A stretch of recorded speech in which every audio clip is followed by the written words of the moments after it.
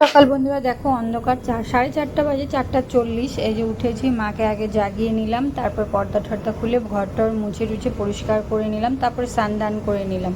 তা আগে ভোলানাথকে স্নান করিয়ে, আজকে সব থেকে বড় মঙ্গলবার এই বছরে, তো আমি এই যে বেলপাতা, যেহেতু আমার কাছে অন্য পাতা ছিল না, আকুয়ার পাতা বলে থাকে, তো আমি হনুমানজির পুজো করে নিলাম, রাম রাম লিখে নিলাম, মাকে সিঁদুর পরিয়ে দিলাম, সুন্দর করে পুজো করে নিলাম। কেন কি আজকে আমার উপোস আছে, তো কেন কি আজকে এই বছরের সবচেয়ে বড় ধুনো জ্বালিয়ে দিলাম, বড় মঙ্গলবার।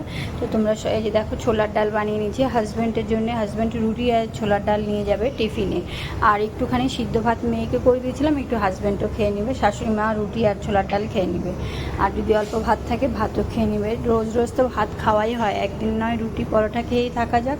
তারপরে দেখো এটা করে মেয়েকে লাঞ্চে দিয়ে দিচ্ছি, মেয়ে একটু সিদ্ধ ভাত খেয়ে নিল, তারপরে আমি আবার পরিষ্কার করে বাসন টাসন ধুয়ে বেরিয়ে যাবো রেডি হয়ে ডিউটির উদ্দেশ্যে। এই দেখো এই কুর্তিটা পরেছি, এটা ফ্লিপকার্ট থেকে নিয়েছিলাম, 200 টাকা নিয়েছে।